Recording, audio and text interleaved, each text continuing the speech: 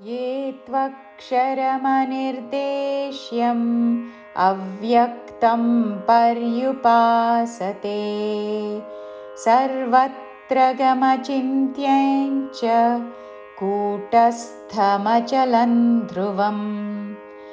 ये यातो ये त्वक्षर मनिर्देश्यं ये त्वक्षरमनिर्देश्यम् अव्यक्तं पर्युपासते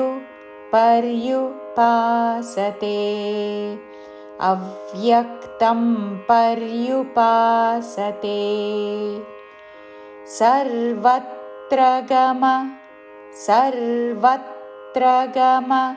చింత్యం చ చీ పక్కన 3 అక్షరములు కలిసినవి నాకి తావత్తు యావత్తు చిన్ అని పలికి చింత్యం చ తాకి యావత్తు పలికి అనుస్వారము ఇన్య ఉచ్చారణ చింత్యం చ చివరిలో చ హ్రస్వము సర్వత్ర గమచింత్యం చ కూటస్థ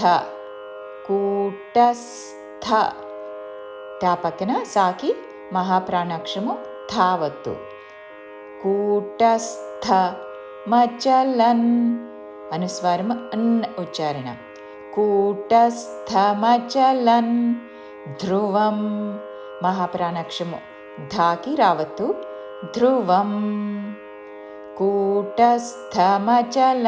ధ్రువం. పూర్తి శ్లోకము. ఏ త్వక్షరమనిర్దేశ్యం అవ్యక్తం పర్యుపాసతే సర్వత్ర గమచింత్యం చ కూటస్థమచలం ధ్రువం.